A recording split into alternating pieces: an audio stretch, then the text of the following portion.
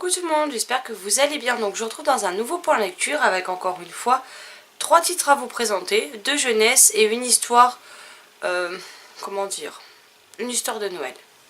Je sais pas trop comment classifier, donc on va dire ça. Donc on commence tout d'abord avec Movers, le tome 1, Les Passeurs d'Ombre de Megan McIsaac, publié chez Ozu. Donc pour ceux qui ne connaissent pas cette couverture, c'est tout simplement celle-ci, c'est une jaquette. Donc il était sorti avec ce visuel là. Donc ici on est dans un monde futuriste puisqu'on est en 2077 quand Patrick et Maggie, les deux enfants de la famille, vont assister à l'arrestation de leur père suite à un passage ouvert vers le futur qui a permis de faire passer l'ombre de son père. Alors comment vous expliquer cet univers? Donc ça s'appelle les passeurs d'ombre. On est dans un monde futuriste où il y a des passeurs d'ombre en fait qui s'appellent comme ça. Ce sont des passeurs avec différents niveaux. Vous avez le niveau 1 et autrement dit vous craignez pas grand chose. Le niveau 2 où les gens sont plus ou moins surveillés et le niveau 3 qui sont capables de faire passer donc leurs ombres du futur. Donc c'est comment dire, c'est pas un double 2, c'est une personne avec qui ils sont liés, qui appartiennent au futur plus ou moins long. Et pour éviter qu'ils en apprennent trop sur l'avenir et que ça modifie le tout, en fait on n'a pas le droit de faire passer les ombres. Voilà. L'ombre du père de Patrick et Maggie va débouler, sans qu'on sache si c'est son père qui va être arrêté et endormi de façon indéfinie pour ce crime, parce qu'en gros c'est considéré comme un crime, hein. Et le père certifie que ce n'est pas lui qui a fait passer son ombre, qui ne sait pas comment elle est arrivée, etc. Donc on va suivre que l'arrestation du père déclenche au sein de la famille. Les deux enfants sont également des passeurs, alors pas d'ombre parce qu'ils n'ont pas le niveau requis, mais ça reste des passeurs. Ils vont devoir, suite à ça, il va y avoir des tests de plus en plus poussés, des tests de plus en plus réguliers, des documents à signer par les parents, etc. tous les mois pour surveiller l'évolution des passeurs pour éviter qu'ils arrivent à faire passer leurs ombres.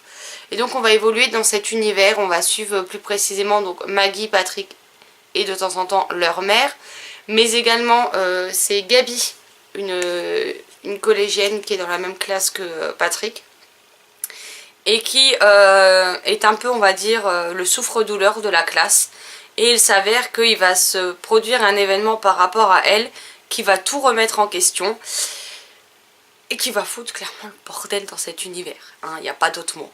Le livre est super entraînant. Moi j'ai trouvé ça super intéressant. J'ai franchement été captivée. Il fait je ne sais plus combien de pages. Il fait à peu près 476 pages. C'est chez Ozu, donc c'est des formats assez carrés pour les livres et écrit assez gros. Ça se lit super vite, la plume est fluide. Les personnages sont très attachants. J'ai eu un attachement particulier pour les 3 enfants, donc Maggie, Patrick et Gabi. Gabi qui... je comprends pas trop pourquoi tout le monde s'en prend à elle comme ça et ça m'a fait de la peine pour elle, j'avais envie de la réconforter. Patrick et Maggie qui doivent faire face à la disparition de leur père. Ça forcément c'est quelque chose que je comprends. Même si forcément moi c'est pas dans un monde futuriste, mais voilà, c'est quelque chose qui me touche énormément. Les enfants sont très attachants, très gentils. Ils ont de la suite dans les idées. Et j'ai beaucoup aimé aussi bien l'univers que le déroulement de l'intrigue, de comment l'auteur nous emmène ça. Des retournements et des rebondissements qu'on a tout au long du tome qui fait qu'on ne s'ennuie pas un seul instant. Voilà, la plume elle est vraiment fluide, ça se lit très vite, ça se lit très bien. Alors moi qui suis pas très SF, sauf ce qui est dystopie, j'ai pas eu de mal à m'immerger dans cet univers, parce que moi j'aime pas en fait dans la SF tout ce qui est très robotique, etc. Donc ce n'est pas exactement le cas ici, donc c'est passé tout seul. Et quand je l'ai fini, j'avais qu'une envie, c'était de me jeter sur le tome 2. Tome 2 qui a rejoint ma pile à lire hier, et qui passera dans la semaine, hein, clairement. Enfin dans la semaine à venir. Parce que j'ai trop envie de savoir, il est plus gros que celui-ci, mais je m'en fais pas, ça se lira très vite. Et si vous ne connaissez pas, franchement, je peux que vous la conseiller. Les livres, comme d'habitude chez Ozu, sont à... Ah ouais, même pas. D'habitude, c'est 12,95. Celui-ci est à 11,95 €. Je crois que c'est le 2 qui est à 12,95 €. Oui, c'est ça. Le 2 est à 12,95 €, mais bon, il est aussi plus épais. Je sais pas si on va bien voir. Moi, si on voit quand même la différence d'épaisseur. Et il me fait super méga envie. C'était la croix et la bannière pour me le trouver parce que en magasin on m'a dit d'attendre un mois pour l'avoir. Donc non. Et en fait j'ai réussi à trouver le dernier exemplaire sur un des sites et à le commander. Donc je suis trop contente et trop pressée de lire la suite. Parce que j'ai vraiment adoré ce premier tome. Et je pense que c'est une saga qui pourra plaire au plus grand nombre. Ensuite, un livre, comme on a vu, j'ai plus besoin de vous présenter. Nous avons La Magie de Paris, le tome 1... Le tome 2, pardon. Le tome 1, je vous l'ai déjà présenté, il me semble. Donc le tome 2, Le Calme et la Tempête d'Olivier Gay, publié chez Castelmore. Donc ici, on suit toujours l'histoire de Chloé, l'humaine, qui a été transformée en chevalier pour lui sauver la vie. De Thomas, le mage, de David, l'autre chevalier, Cassandre, une autre mage, de Michael et de tout ce qui se trame dans la vie de Chloé en à peine quelques jours. C'est des changements drastiques, des changements auxquels elle a parfois du mal à s'acclimater, où on lui donne pas forcément, elle a tout un milliard de questions en tête et personne ne prend le temps de lui répondre. Ils ont toujours mieux à faire et ils lui diront je t'expliquerai, t'inquiète pas, je t'expliquerai, et au final elle reste sans réponse. Et nous, on ne comprend pas tout non plus. Dans ce deuxième tome, on avance quand même pas mal sur l'histoire en elle-même, sur ce que Chloé va enfin apprendre, ce qu'on va apprendre à travers Chloé également. Je dois dire que j'ai préféré ce tome 2 au tome 1, même si le tome 1 était très sympa. Celui-là, je l'ai quand même trouvé un cran au-dessus. J'étais complètement captivée tout au long de ma lecture. Il y a toujours cet humour bien présent d'Olivier Gay, ces références de culture pop qu'on connaît tous. Alors peut-être que dans 20 ans ça aura mal vieilli pour les jeunes d'aujourd'hui qui ne connaîtront peut-être pas, ou pour qui ça paraîtra obsolète dans 20 ans. Mais en tout cas nous on s'y retrouve et franchement c'est un plaisir fou de retrouver la plume d'Olivier Gay en jeunesse. Certes ce n'est pas un coup de cœur comme Le Noir est ma couleur, mais j'aime les personnages, j'aime ce côté où c'est une femme qui est une chevalier, donc elle disait chevalière et quand on lui a appris que c'était une bague, elle a décidé qu'elle serait une mousquetaire. Quand on connaît mon amour pour Roméo et Juliette et les trois mousquetaires, bon bah voilà, forcément ça m'a fait sourire. Surtout que dans la série, voilà, il y a plein de petites choses que j'apprécie. Les personnages sont attachants, même si David reste toujours aussi mystérieux et qu'on a souvent du mal à savoir qu'est-ce qu'il pense, qu'est-ce qu'il ressent. Ça reste une énigme à l'heure actuelle pour moi dans ce tome 2, mais j'aime l'univers tout simplement. J'aime que ça se passe dans une ville française et pas encore une fois en Angleterre ou aux États-Unis. Ça change. De toute façon, Olivier Gay, dans tous ses livres jeunesse en général, et même dans Fitz, je crois que ça se passe également à Paris. Donc, pourtant il est dans le sud, hein, mais il écrit toujours sur Paris. C'est des lieux qu'on connaît, au moins via ce qu'on peut voir aux informations pour ceux qui habitent en région parisienne, qui connaissent. Donc c'est vrai que ça fait plaisir de connaître quand on nous parle de lieux, de savoir où c'est, à quoi ça ressemble. La mythologie créée, elle est franchement très intéressante, elle est aussi innovante. Voilà, les personnages ont chacun un caractère. Alors autant Thomas, j'adore parce qu'il a toujours un pic d'humour à balancer quand on s'y attend pas. Chloé est très rentre-dedans. David est mystérieux, mais même quand il lance des pics, c'est jamais méchant, c'est plutôt ironique. On a Cassandre par contre qui est une vraie peste.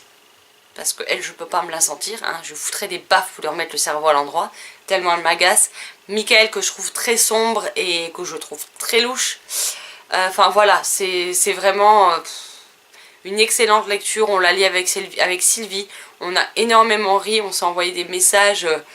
On s'est dit qu'il fallait aussi qu'on parle à Olivier Gay toutes les deux, hein, parce que entre les fins et certaines choses qui se passent dedans, non, l'auteur va pas s'en tirer comme ça en fait. Donc quand je verrai Olivier Gay sur Salon, va falloir que je lui dise de petits mots. Et puis au pire il sera privé de bonbons, c'est tout. Voilà. Hein. Bon, à un moment donné c'est stop. Mais j'ai pris un plaisir fou et on devait commencer le troisième tome pour finir cette saga avant les fêtes de fin d'année. Au final le mardi soir on l'a repris alors qu'on a fini celui-là le lundi je crois. Ou le dimanche soir, je ne sais plus. Parce qu'en fait on voulait trop connaître la suite et fin des aventures de Chloé, Thomas et des autres. Et c'était vraiment très addictif et très drôle, donc j'adore. Et ensuite un livre pour lequel je remercie encore une fois Mathieu et les éditions Charleston pour cet envoi. Puisqu'on a La vie est belle et drôle à la fois de Clarisse Sabart, publié donc chez les éditions Charleston.